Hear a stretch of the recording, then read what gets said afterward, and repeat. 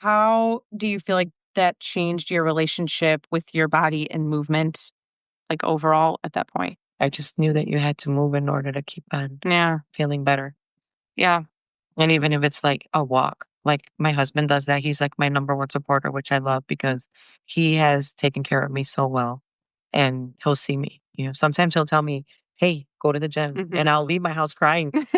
Like, you don't want me here. Yeah. But then I come back. To be honest, having the gym be like a second home, Mhm. even if I was sad at home, my husband's working, no one's home, I would push myself to go because I knew that even if I didn't really work out, Yeah, you feel I better. had like some sort of therapy Yeah. from talking to all the friends that are there or even the coaches, even yourself. I've had a lot of conversations with you before that having a place to be able to go that you feel you can relate with more women Yeah. and have people, understand you or push you or just listen to you is very good.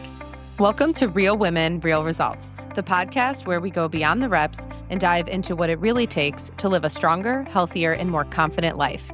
I'm your host, Jamie Revelle, women's fitness expert and founder of W3 Body Women's Training Gyms in Chicagoland. Each week, we'll bring you real stories, expert insights, and the tools you need to create real results. Let's get into it. Welcome back to Real Women, Real Results. Today's guest is not just an amazing coach of ours, she has also been a member for ever. Forever, since I was like 17. Yeah. She's been a part of our W3 Body family in a really special way. Perla started as a member, stayed consistent through some major health battles, and eventually became a coach, inspiring others with her journey. So, Perla, thank you so much for being here with Thanks me for today. having me. Absolutely. She's been living with lupus for many years, and through flare ups, uncertainty, and tough days, she's made movement a non negotiable in her life. Why? Because she knows that we all eventually realize strength training and movement are powerful forms of medicine, physically, emotionally, and mentally. So, whether you have faced your own health challenges or just need a little push to get started, I know her story will speak to you. So, let's get into it. So, let's rewind to before strength training and exercise. And I know you love your cardio as well. When those were regular parts of your life, what were you dealing with and what did your body and mind feel like at that point? When I first got diagnosed or just working Even, out? yeah.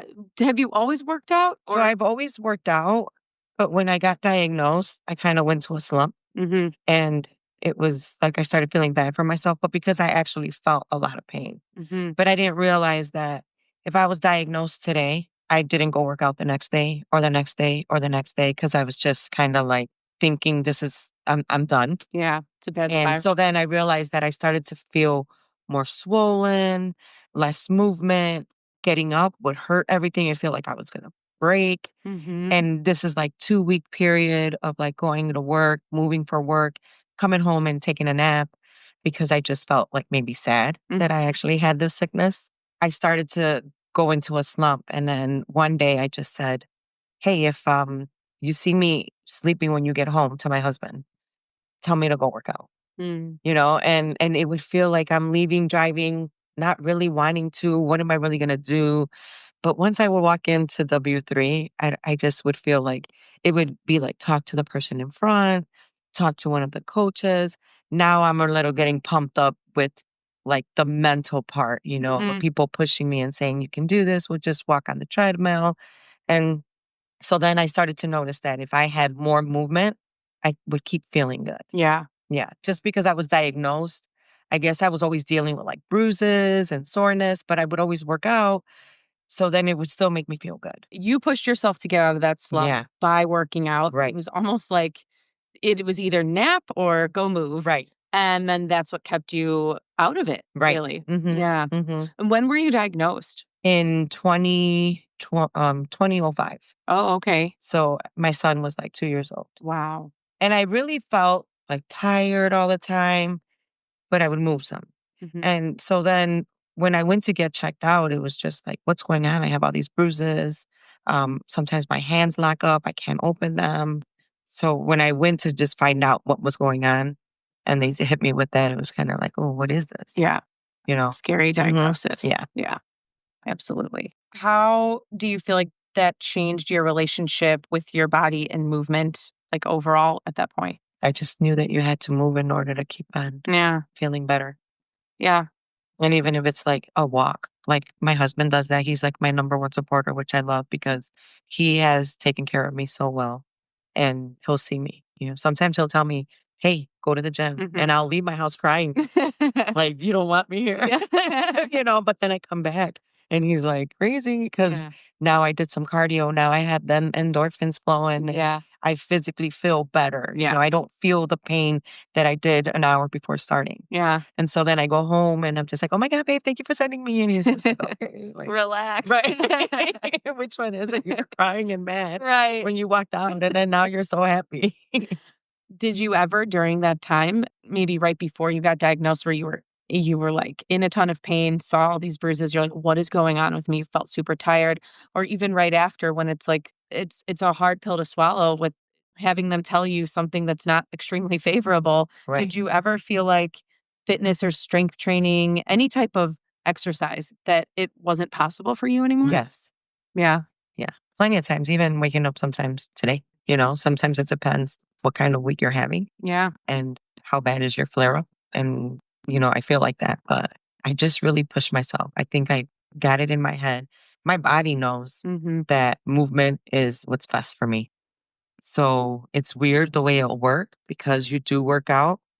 When you don't, your body's kind of like, hey, what are you doing? Yeah. Like it knows what's right and what's wrong for you. Yeah. And it's amazing the way it works, Mhm. but I feel that often. And there was a time where it was really bad, Mhm. like hospitalization. I was in the hospital for 10 days. So trying to get out of that, it's like you're mush. You Yeah. really don't have much movement and you're really stiff. So you got to go back to like baby steps of, even if it's with a band, Yeah. doing some resistant training with a band or just your own movement, pushing back your fingers, just trying to do some sort of movement to kind of get back into it. Yeah. I think that's the important reason why routines are so key Yeah. because that's what it's like. It becomes routine, it becomes habitual. And yes, if you're thrown out of it, it's hard to get back on it. But like your body recognizes, like, oh, yeah, I like this. This is Yeah. part of what I do. This is part of who I am. And it's part of what I need. It's what you need. Yeah. And it makes you feel better. Yeah. Definitely. So I know that you've been a member, well, a long, long time, but we didn't always have the programs that we have now. No, no, no. And so I want to say back, it was probably at Berwyn 2012, 2013 when we started them. And I think Mhm. you were one of the initial people to Yeah. jump on it. So Yeah. what about the programs and things were you like, what inspired you to start training with us, even knowing like, sometimes So, I'm in pain? right. I didn't have my own routine. So I kind of would just go and kind of read books and do my own movement. You didn't have as many coaches as you have now. You didn't have the programs that you had before. So walking in, you kind of just like learn on your own. Hmm. But when the program started, it was Latoya who approached and said, let me do this test run with you. Yeah. And I was like, oh no, I'm good. Like, Yeah. you know, Can you be my dummy so I yeah, can like kick your my butt? guinea pig. Yeah, for Yeah. sure. So we did one on one and I was like, wow. I had a fever that night. Oh, no. I moved so Oh, much. Like we wow. did like 45-minute workout with her, one on one. I had a fever later on. It was a Friday night. Like who Oh, takes it on a Friday, right? yeah, right. And I remember I'm at my sister-in-law's house and I have chills and everybody's having drinks and having fun. And I said, oh, I feel You like my muscles need to you recover. overdid it a But little but bit. I but the next day I told my husband, I think I want to do this class. He's like, well, you complained. And then I said, I know, but today I feel so much stronger Yeah, in one day. And that's so then uh-huh. I was like the challenge of, can you do this? Like it was just the learning of Mhm. things that I didn't know. I mean, I went to the gym every day Yeah, and I didn't know that I was probably tearing my meniscus in my knee because I'm doing an incorrect squat. yeah, But to know that somebody was guiding me to have more strength, I just had to jump on the program. yeah. And I'd have butterflies every time I take the class. Oh, I Like, get it. it didn't get any better. 5 years later, I Yeah, still would go in like, "Oh, she's teaching the class. I have, yeah. like, these butterflies," but I Oh, would feel so accomplished yeah, afterwards. So, yes. I think it was that. It was the feeling of feeling stronger. Mhm. and actually having somebody tell me what is the right thing to do and what not to do. Right. And especially with someone who, might have needed modifications or, Yes. it's like, hey, this Mhm. is bothering me today. I don't think Mhm. I can go Oh, all yeah. out. That it's so important to have that guide, Mhm. basically. Correct. And so did you feel like in the beginning, especially that you had to modify or go like a little bit slower? So I would go slower and I would always put it in my head not to try to keep up with everyone else. Only because when you're moving those muscles for the first time in a certain way, Mm-hmm. you can tear or, have like an ankle twist or something. So you kind of have to focus and get the brain working with Mm-hmm. everything else that it's a slow movement versus a rapid movement. Yeah. And what do you feel like helped you stay consistent and build consistency over time, even when your symptoms flared up or life felt a little overwhelming? To be honest, having the gym be like a second home, Mhm. even if I was sad at home, my husband's working, no one's home, I would push myself to go because I knew that even if I didn't really work out, Yeah, you feel I better. had like some sort of therapy Yeah. from talking to all the friends that are there or even the coaches, even yourself. Mhm. I've had a lot of conversations with you before that I've walked out of your office feeling like, I can go Yeah. home. Yeah. Like I already worked out, but I really didn't. Yeah. Mentally, some Yeah. results. Yeah. So having a place to be able to go that you feel you can relate with more women Yeah. and have people, understand you or push you or just listen to you is very good. Yeah. That I think I pushed myself out plenty of times because of that. You've been a part of a women only gym for, a long time, Mm. considering that you've been with us for a long time. Do you feel like that plays a role in finding what you called like a second home? Because Mhm. I can't imagine going, and I don't want to name any big box gyms in particular, but let's just think any traditional big box co-ed gym where you're just kind of a number and you go in and you figure it out. Whereas Right. we really tried to learn people's names and Yeah. greet them. I mean, it's the number one thing I teach any new employee. Mhm. Like stand up, Yeah. say hello, say goodbye, have a great day, have a Yeah. great workout. Mhm. So yeah, do you feel like that makes a huge A difference? big, huge difference. Yeah. Yeah, I've tried all different kind of I gyms. yeah. And I even have memberships to other gyms, Mhm. but it doesn't matter. Mhm. One could be closer to my house, one is like not even 3 minutes away, Yeah. but I'll always take the drive to come Yeah. to W3. That's awesome. Yeah. At what point and this might have been like, shortly after you were diagnosed, at what point did you feel like things began to shift and whether it was more energy or mental clarity or just a sense of control over your body and your health again? I think the more I became consistent, like to be honest, like it works for some people, maybe not for others, but to have put myself in the functional classes, I kind of had to, you have to do 'em. Mhm. I would do 3 times a week, and so that was good, Mhm. I know it was offered 1 times a week, 3 times for me was good because then I had to stay consistent to it. So even though I felt like, "Oh, I don't wanna go today. Oh, here's 5 o'clock. I gotta get ready. I gotta start going because it's gonna start at 5:30." Mhm. So to put myself in the position where I had to pay and make sure I have my classes and I make them and I Yep. do it made it like a lot easier for me to stay consistent. Yeah. So then it was easier for me. Okay, I'm not doing functional today, but let me just go in to do some cardio now. Mhm. Because I wasn't always. I mean, I'll do 6 times a week now. That was never. It was 2 times you were good, Yeah. 3 times was Yeah, it was right. Like, different. yeah. Yeah, Hmm. definitely. Now we've separated our cardio and strength. We feel you build muscle in a more efficient, effective way if you separate it. But anyways, I imagine that also that, a sense of control could have come from a sense of accomplishment too, that it's like just showing up and showing up 3 times a week or more, but Hmm. particularly for those sessions that and going through those workouts and they're not easy. They're not. And yeah, or they weren't easy, right? Right. Um, They're not. right, okay. Present, past, present, and future. Um, just giving you that sense of accomplishment that's like that you wanna continue chasing. You feel like you're winning. Mhm, there So you go. instead of always feeling like I can't do this, when you kind of feel that way mentally, but when you complete it, you accomplish it, and then you feel like, yes, like, Mhm. good job. Yeah, And it's good to feel that way about yourself, right? Like, yeah, because if you're not your number one cheerleader, who is? right. So I kind of give myself a push myself, and I do tell myself, you can do this. Let's go. I Yeah, always tell my friends, it's like I'm a crazy person, and I'm giving myself my own pep talk. But it's like I need it. Yeah. It's like you have like the laziness to just stay home and just relax, sleep your feet, but then let's Yeah. Well, and you've always been a big advocate of you have to push yourself mentally through some of the movements or some of the intervals or whatever it might be. Like, and that's a part, like, we're working our brain, exercising our brain too. Mhm. And so you eventually became a coach here at W3 Body. What did it mean to go from being coached to now coaching others and encouraging others? I wanted to help others, Hmm. and the help I probably didn't have when I was younger. I wanted to be able to help other people understand how important the movement is, no matter what.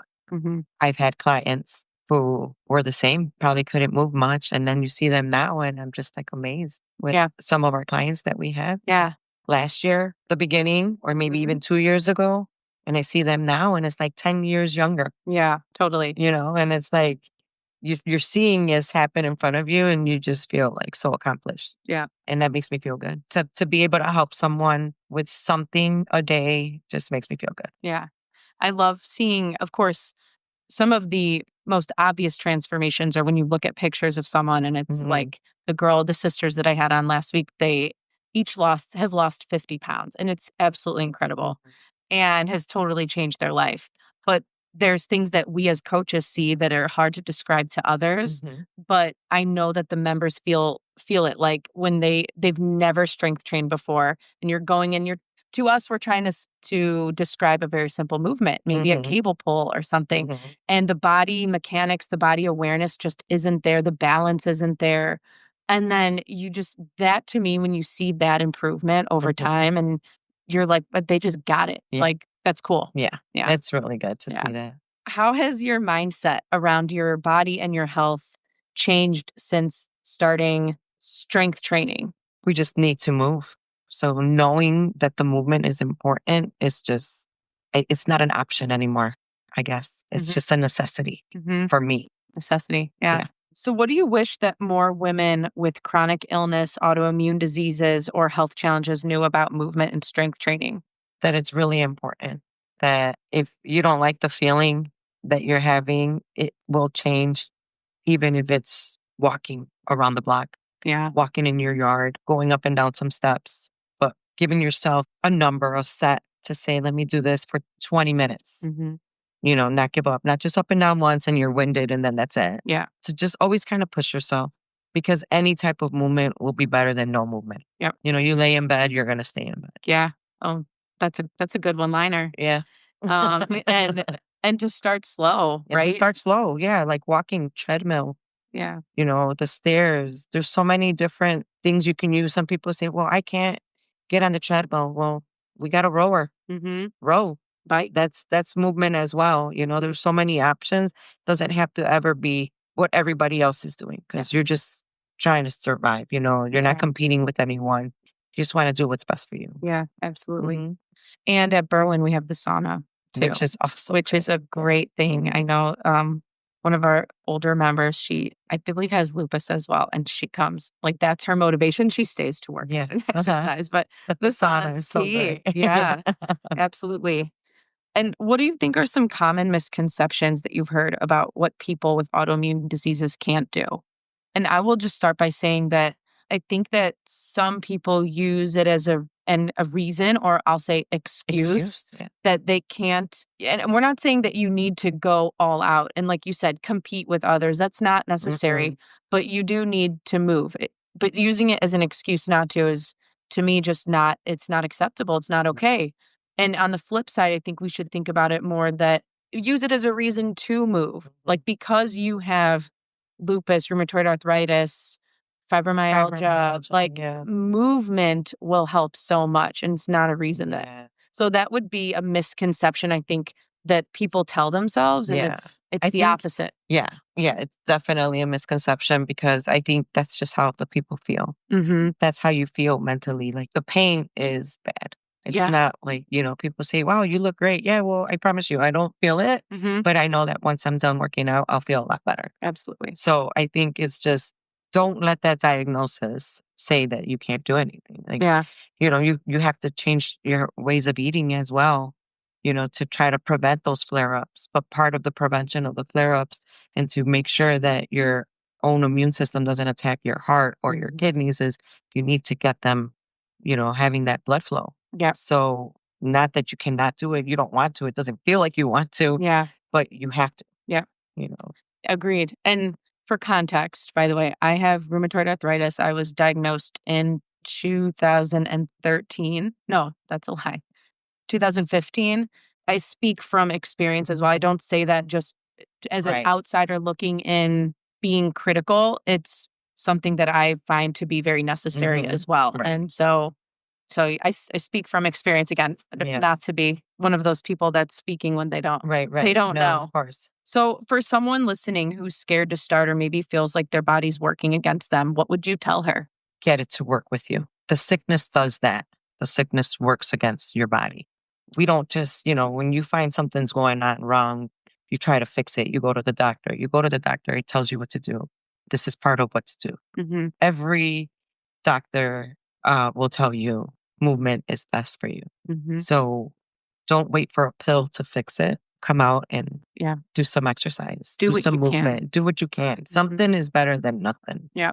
You know, believe it or not, even standing up, because sometimes even that is hard. Yeah. Standing up and, pushing against the wall or extending your leg out, in and out, like some movement is better than no. Yeah. My mom has always said, and this is going to sound very intense, but she's an intense woman, so that's okay. You lose your mobility and you die. Yeah, And like that's true. she's like, it's just always stuck with me and she's always said it. And obviously, she's someone who is a big advocate for movement and exercise and has also battled very, very extreme rheumatoid arthritis. So she knows too.